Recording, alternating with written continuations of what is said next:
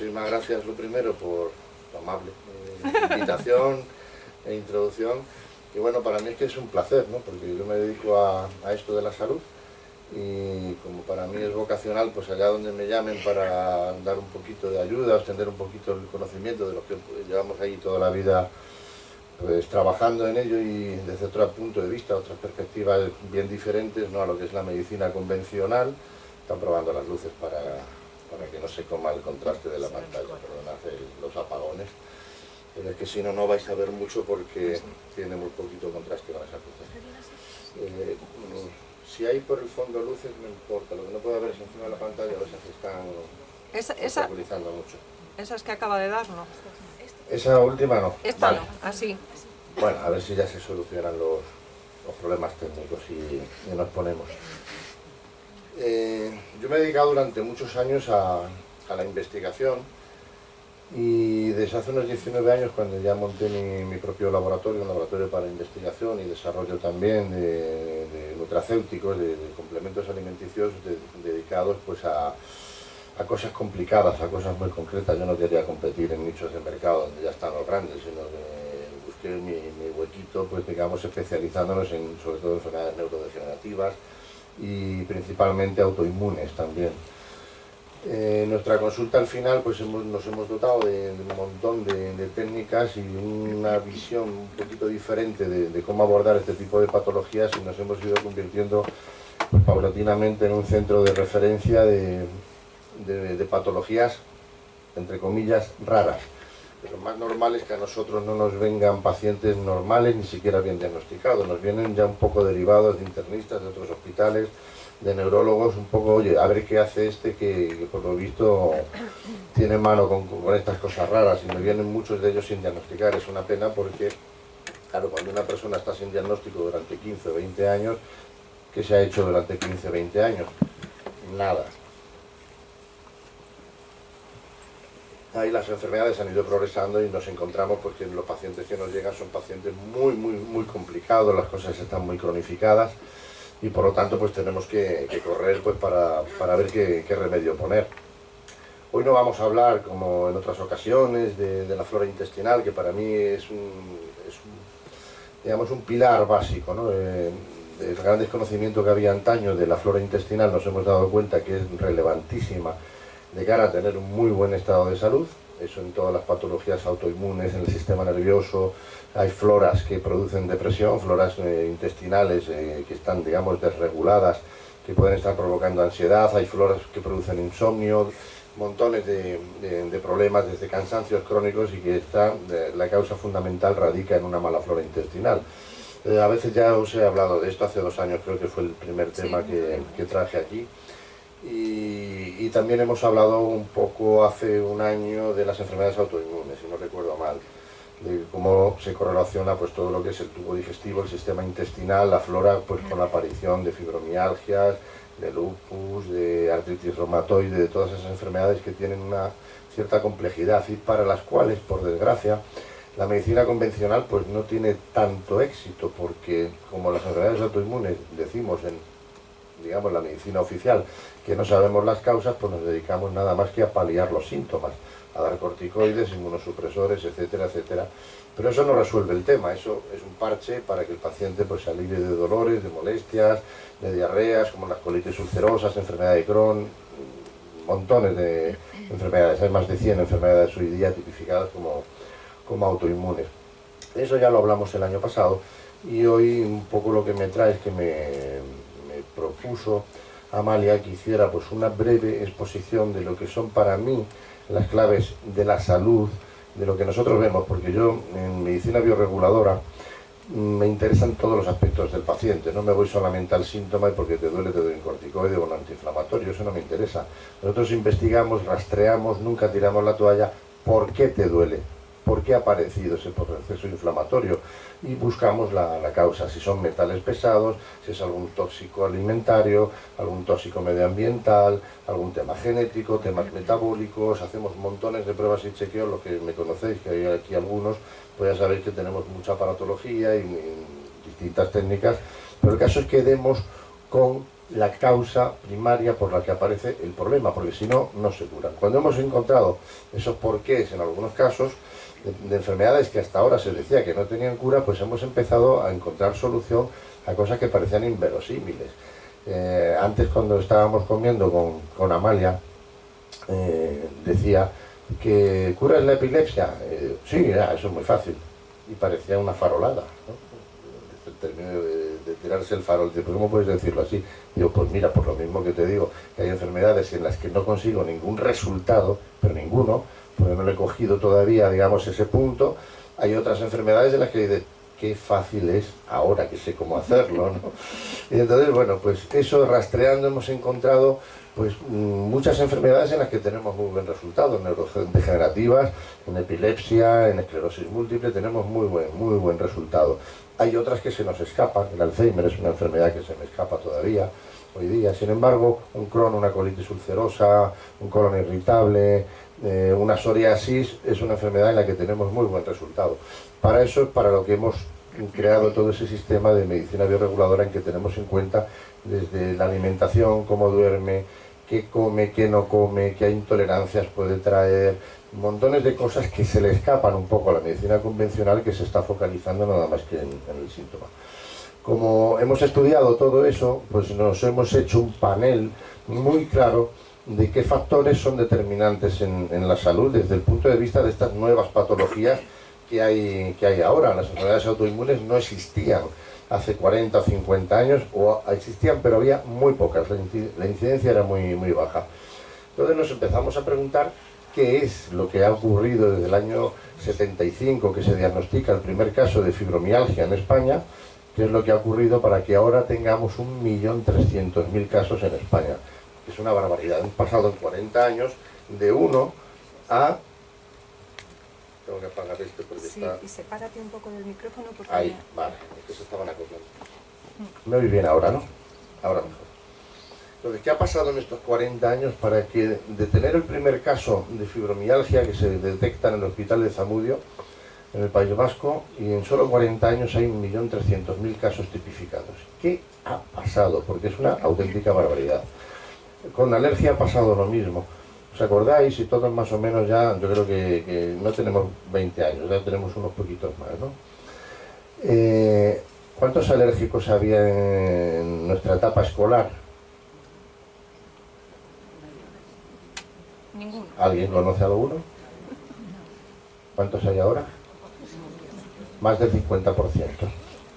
¿Por qué ahora nuestros niños, con todos los medios que tenemos a nuestro alcance, el avance de la medicina, de la tecnología, por qué tenemos a más del 50% de nuestros críos enfermos con alergia? ¿Por qué tenemos varios millones de enfermos de enfermedades autoinmunes que no existían hace solo 40 o 50 años? ¿Qué es lo que ha cambiado en este mundo tan evolucionado y tan tecnificado? Porque nos hemos dado cuenta que entraba todo por la boca prácticamente. Hay muchas razones, por supuesto está siempre el campo emocional, y desde un poco de las medicinas alternativas siempre se habla de las emociones. Las emociones tienen que ver con todo. Y digo, mira, no me vengas con esas, porque emociones y traumas y horrores, digamos, y malos tratos y vejaciones ha habido siempre.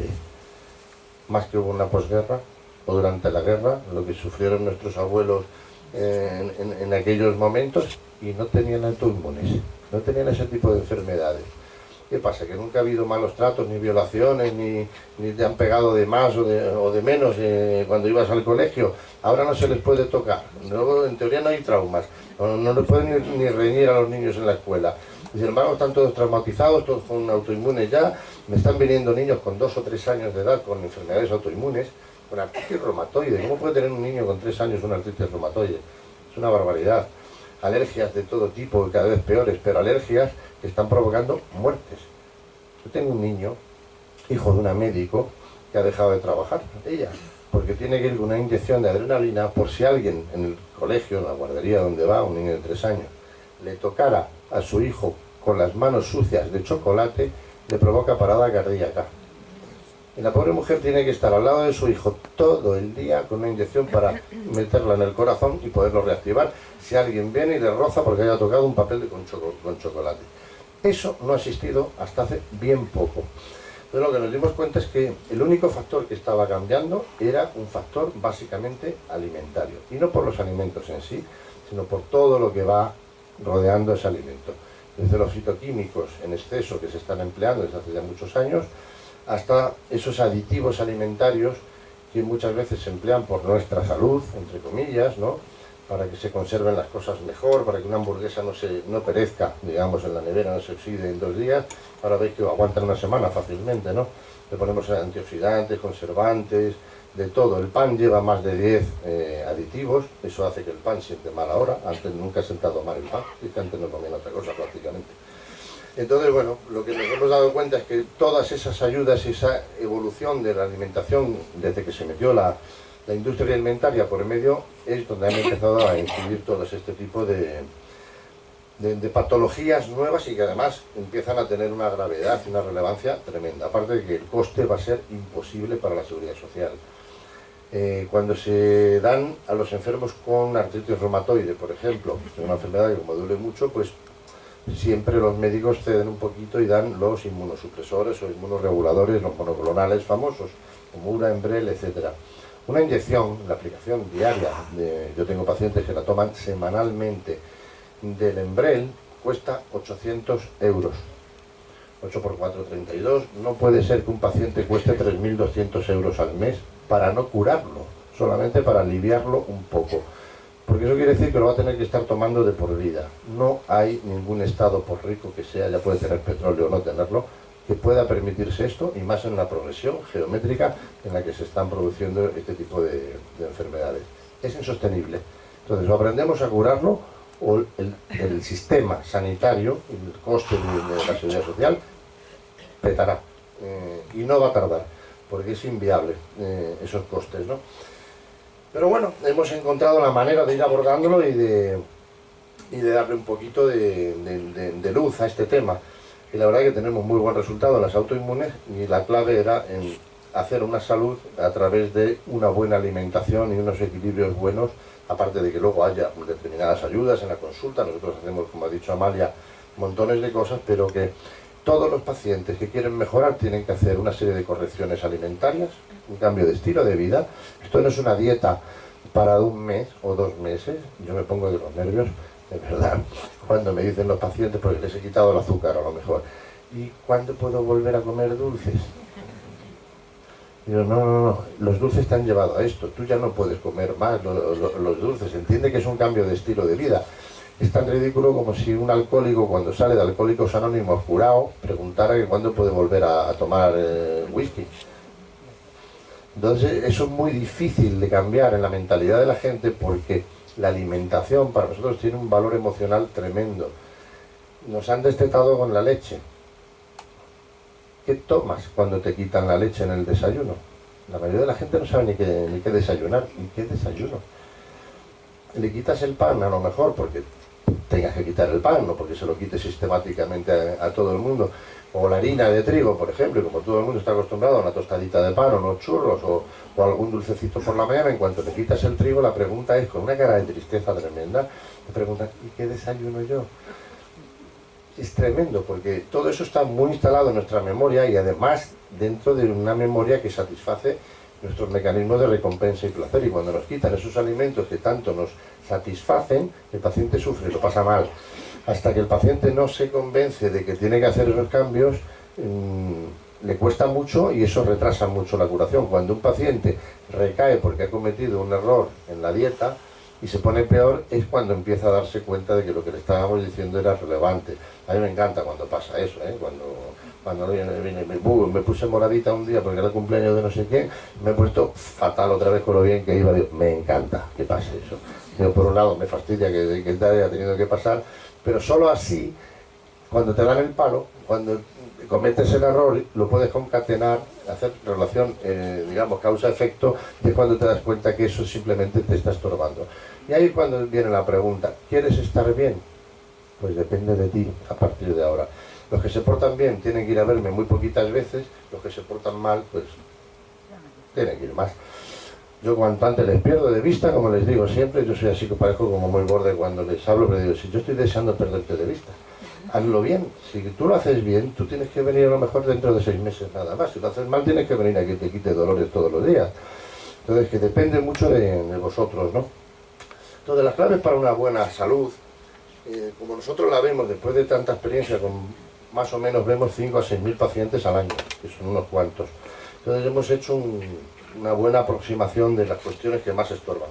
Como no es cuestión de meternos en un seminario largo de horas y que toméis apuntes, esto pues lo podéis tener, lo colgaremos en internet, me imagino, y luego la tablita de alimentos que doy, un poco las distribuciones la vais a tener, luego el que quiera la pongo y que se acerque y saque una foto, se la lleva a casa, la reparte o la imprime en grande y la ponga en la nevera. Eso sería una buena idea, que se la ponga en la puerta del frigorífico. Las claves para una buena salud, hay que entender que la salud es siempre una cuestión de equilibrio. La salud es el equilibrio de todas nuestras funciones fisiológicas y biológicas. También mentales, porque uno puede no tener nada, tiene unos análisis perfectos, sin embargo puede tener un sufrimiento por lo que sea, una depresión, cosas que muchas veces pasan desapercibidas en los análisis. En cualquier caso, todos esos aspectos que nos conforman como seres humanos, que no solamente que no me duela nada, sino simplemente si estoy feliz, o simplemente me vale con no estoy triste, no tengo ansiedad, no estoy sufriendo por nada.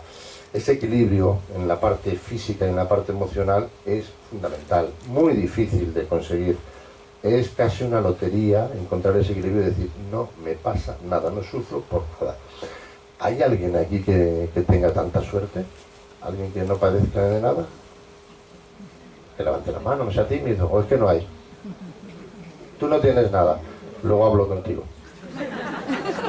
Que te voy a pasar un cuestionario que me interesa mucho, qué comes, cómo piensas, cómo sientes, por qué no te hacen sufrir las cosas que les hacen sufrir a las que tienes al lado. ¿Entiendes? Cómo encajas las realidades de la vida, las pérdidas, porque si todo tiene que ver con las emociones de personas que no se reponen nunca de una pérdida y entran en depresión, ¿qué consigues tú? ¿Te llamas? María Antonia. ¿Qué consigue María Antonia que no le hace enfermar nunca? ¿No? ¿Qué grado de aceptación o qué genética? Porque muchas veces también es la genética. Yo me encuentro personas que vienen a mi consulta y dicen, qué envidia, que es que no pasan los años por ellos, que personas que te dicen, nunca he tomado ni una aspirina. La abuela de mi mujer murió hace poco con 97 años y nunca se había tomado ni una aspirina. Nunca. Había estado enferma con 97 años. Se murió su hijo y a la semana se murió ella. Fijaos cómo funciona la mente, ¿no? Muchas veces se quitó de en medio. ¿Y cómo puede hacer una mente eso también? Dice, mira, nunca he sufrido mientras lo tenía, pero cuando ya no lo tengo no quiero vivir más. Y se desconectó, tuvo un infarto cuando estaba durmiendo y murió con 97 años estando perfectamente sana. Nunca había ido al médico. Increíble, ¿no?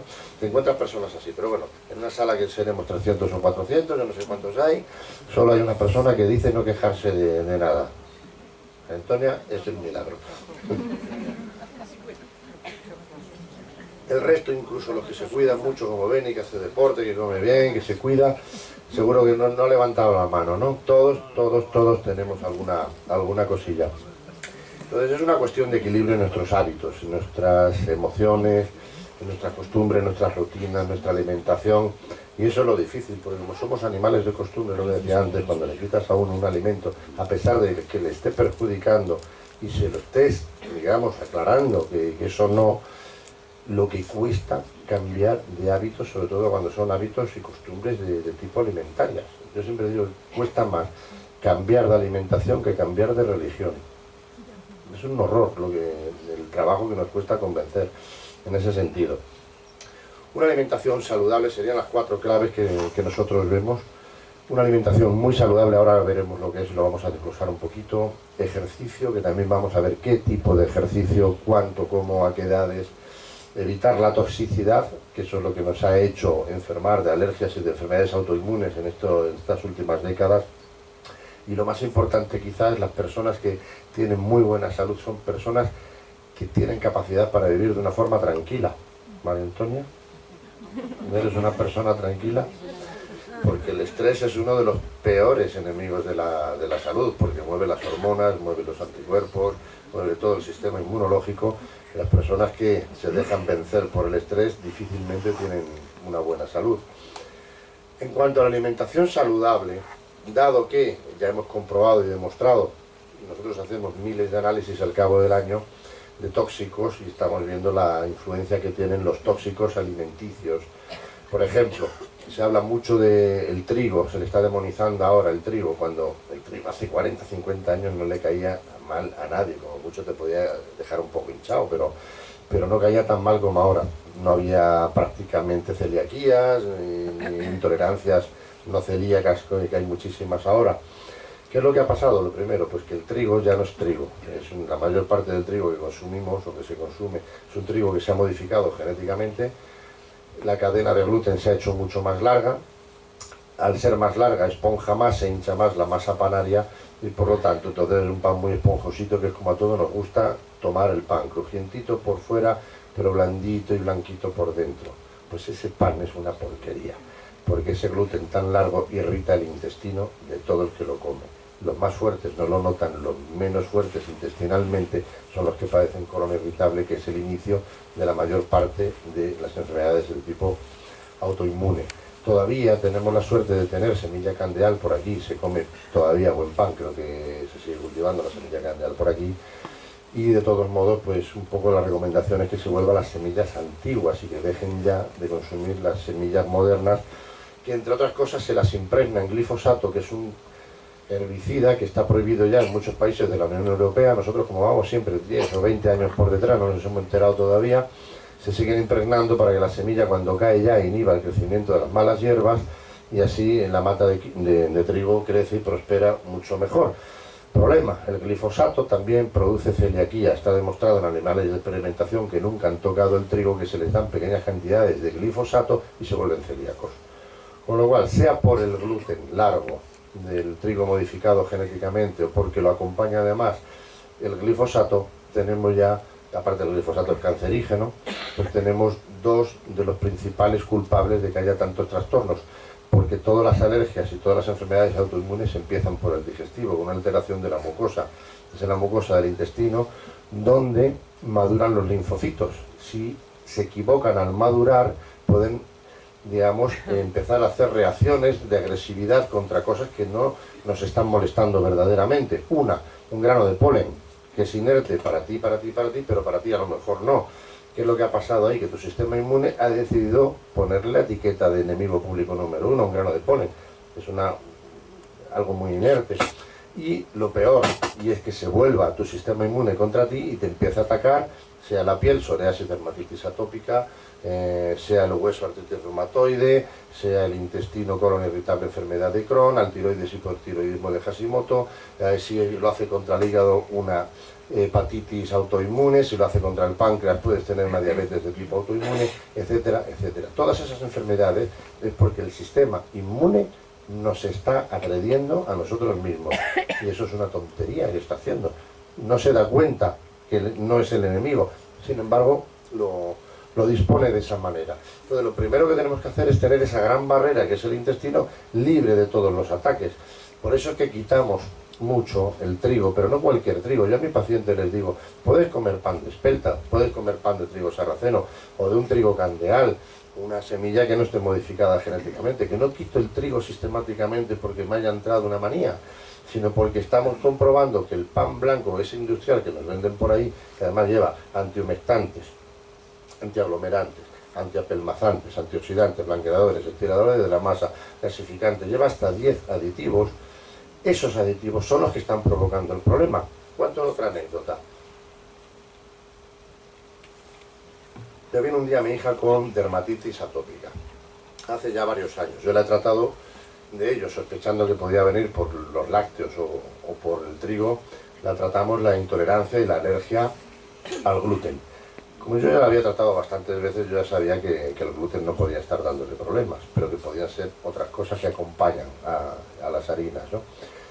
Estas navidades, pues bueno, no vive conmigo, está estudiando fuera, pues cuando la veo pues siempre me viene, oye, qué fastidio, no puedo comer en ningún sitio, voy a un italiano con los amigos, me pongo fatal, me salen eczemas por comisura de los internas de los brazos, de las piernas, por el cuello, incluso ha tenido ya pues algún cierre de glotis con un susto, de no poder respirar.